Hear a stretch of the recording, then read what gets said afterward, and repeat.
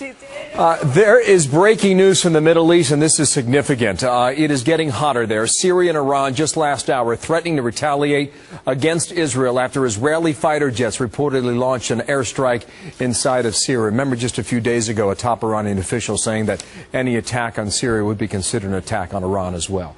This is the area of concern right here. But as for this story today, just keep an eye on this part of the world here. We can advance at one time. We'll show you what we believe happened here, okay? Here's Syria with the capital city, Damascus. This is about where you find the borderline at present day between Israel and Syria, the Golan Heights. It's believed that there was some sort of storage facility right here, southwest of Damascus. And in addition to that, there could have been a convoy on the move and destined for Lebanon, which is where Hezbollah is stationed.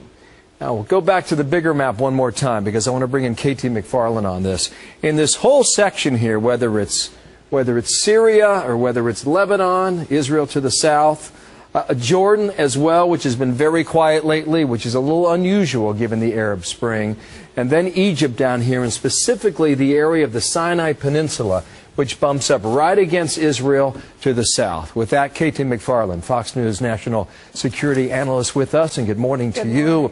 It was a pretty striking thing to get the reports yesterday afternoon about 2 hits inside of Syria, and then today we get the headline from Iran and Syria suggesting that it will retaliate against Iran. Yeah. Or rather against Israel, my apologies. Where is this going now? Well, first of all, I think Syria's got a lot of trouble dealing with its own internal situation. I don't think they've got the bandwidth to retaliate against against Israel. But now the important thing to remember is Israel and Iran are preparing for war. I don't think they've made the decision to go to war, but they are both pre-positioning themselves for that. To go back to your map for a minute, Iran isn't next to Israel, right? But Iran has allies that are surrounding Israel, as you very well pointed out on that map, Bill. And what they're doing, Iran is doing, is reinforcing all those allies. They're reinforcing Lebanon, as you pointed out. On the Gaza Strip to the west of Israel, they're reinforcing. And the Israelis are trying to attack and preempt any ability of Iran to retaliate. So things are heating up there. Nobody knows where it's going, but boy, is it heating up. It is said that perhaps this was a storage facility for chemical weapons, unconfirmed. Unconfirmed. Perhaps this was a convoy that was bringing anti-aircraft missiles into Lebanon to help Hezbollah defend off against an attack against Israel. That was not confirmed either, but what we do know is that something was hit by somebody.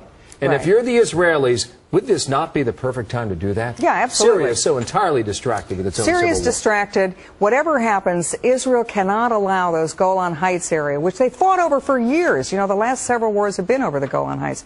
They cannot allow Iran to use its cat's paws on the Golan Heights to have chemical weapons, to have anti-aircraft, to have missiles. If you remember, in the fall, in October, Gaza, which is on the west of Israel, there were Scud missiles, Iranian Scud missiles, being reinforced and put there. The Israelis attacked those. If you'll remember, a week before that, there was a weapons plant in Sudan, in Africa, that presumably the Israelis hit. That was a plant making weapons that were on their way to Gaza. So this is all heating up. In all of our discussions over the past month or two, you consistently come back to that Sinai Peninsula. Yeah. And you say at the moment it's like the Wild West. Yeah. How? Well, it's an area that is very sparsely populated. I mean, who lives there? Bedouin tribesmen live there. And the Sinai Peninsula, in the '67 war that the Israelis fought against the Arabs, and in the '73 war, that was the crucial area. That was the area where the Israelis moved in, the Egyptians moved in, back and forth. They fought over that for years. Now, in 1973, my boss, Henry Kissinger, made a deal. And the deal was with the Egyptians. You have a peace treaty with Israel, and we will give you military equipment. We will give you economic assistance. But we want that Sinai Peninsula to be demilitarized and safe. And now what's happening is that the Sinai Peninsula is being populated by Al-Qaeda. They're setting up shop there. So it's anybody's game. It's anybody's game. And that's the route into Gaza, which threatens Israel yet again. One more point on all this, and I mentioned Jordan has been relatively quiet. If that goes, I mean, that was has been a friendly neighbor to the east. But what are we doing right now? as a government to put our influence to make sure that this thing does not go very bad quickly? Well, that's the big question, and I think that's why the hearings this morning with Senator Hagel are so important, because where is the administration? Are they a strong supporter of Israel? They talk about it, but they don't act like it. Are they going to tell Iran no? They tell Iran no nuclear weapons, but what are they going to do to stop Iran? So I think all these things are coming together in one place. Thank you. We're going to wait for that comment here from Chuck Hagel. KT McFarland, thanks to Bill. you.